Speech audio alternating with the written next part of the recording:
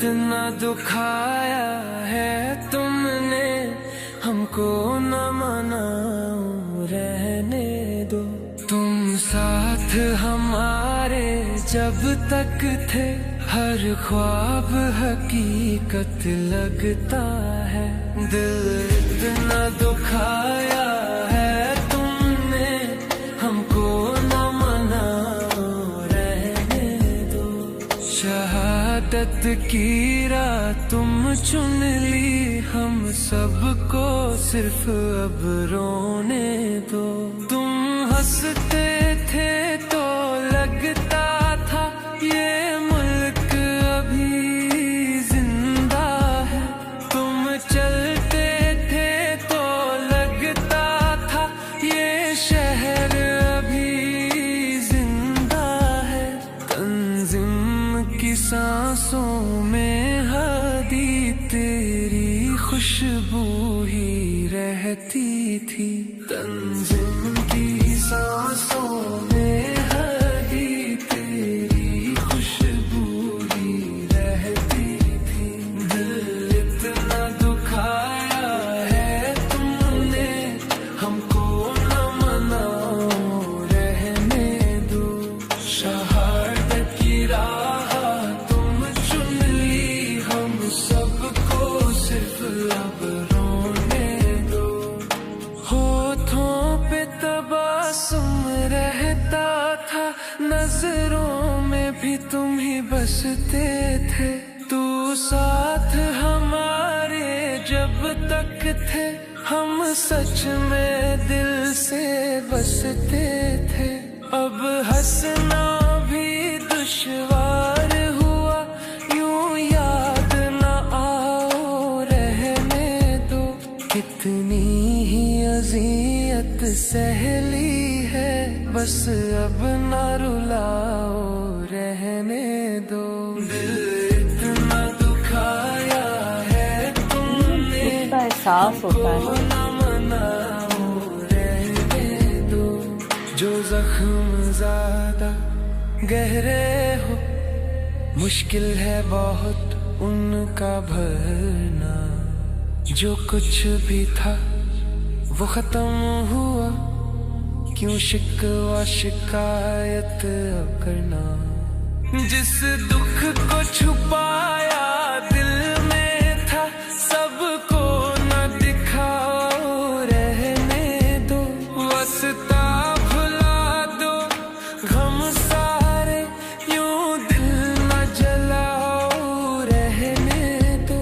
तंज़ीम की सांसों में हदी तेरी खुशबू ही रहती थी। तू साथ हमारे जब तक थे, हर ख्वाब हकीकत लगता था। दिल इतना दुखाया है तुमने हमको, न मनाओ रहने दो। तुम साथ हमारे जब तक थे, हर ख्वाब हकीकत लगता है। इस देश के ज़र्रे ज़र्रे को हम अपने खून से सींचेंगे। अल्लाह की कसम इस धरती को गुलज़र बना कर दम लेंगे। जिस खून शहीदा से अब तक गुले रंग हुई है ये ज़मीं, इस खून के काट काट से तूफान उठा कर दम लेंगे। दिल इतना दुखाया है तुमने हमको, न मनाओ रहने दो।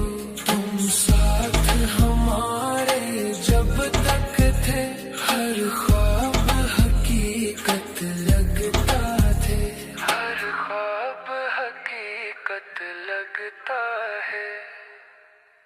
अच्छा, इस नशीद को ले लें या इससे पहले जो वीडियोस हमने देखी, हमें उन तमाम वीडियो से पता चलता है कि बांग्लादेश का यूथ इस वक्त कितने दुख, दर्द और एक तड़प के अंदर है, और हमें यहाँ से अंदाज़ा होता है कि उस्मान हादी सबके लिए कितने इम्पोर्टेंट। बिल्कुल ऐसा ही। और आप ये चीज़ देखें कि यहाँ पे बात सिर्फ यूथ की नहीं होनी चाहिए, हर एज का बंदा जो भी नेशनलिस्ट है वो इस दुख का शिकार है, वो हादी को याद कर रहे हैं और वो रो रहे हैं। हाँ, बिल्कुल इसी तरह से है। और जब हमने शहीद उस्मान हादी के जनाजे की लाइव टेलीकास्ट देखी तो हमें अंदाज़ा हुआ कि कैसे एक आम इंसान लाखों दिलों की आवाज़ बन चुका था, हालांकि उस वक्त भी उनका कोई पॉलिटिकल बैकग्राउंड ऐसा नहीं था। और हमें यहाँ से ये अंदाज़ा हुआ कि उनकी आवाज़ अब सिर्फ आवाज़ नहीं थी बल्कि एक ललकार बन चुकी थी, जिससे बहुत से लोगों को ख़तरा हुआ और फिर वो कुछ हुआ जो हमारे सामने है।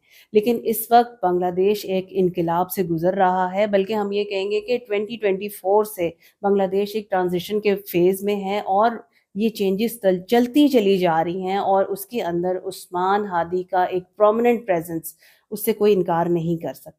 और इसके साथ साथ एक बात हम यहाँ पे क्लियर करते चलें कि हम यहाँ पे किसी भी पॉलिटिकल नैरेटिव को ना डिस्कस करेंगे ना सपोर्ट करेंगे, क्योंकि बांग्लादेश की पॉलिटिक्स के बारे में हम उतना नहीं जानते। हमें सिर्फ उतना ही अंदाज़ा है या उतना ही पता है जितना आपकी मेल्स और मैसेजेस के थ्रू हमें पता चला और जितना आपने हमें उस्मान हादी के बारे में बताया। और वही चीज़ हम इस नशीद में भी देख रहे हैं कि लोग हादी के चले जाने पे कितने ज़्यादा गमगीन हैं, बहुत ज़्यादा उनके अंदर, उनके दिलों में दुख है जिसका वो बार बार इजहार कर रहे हैं।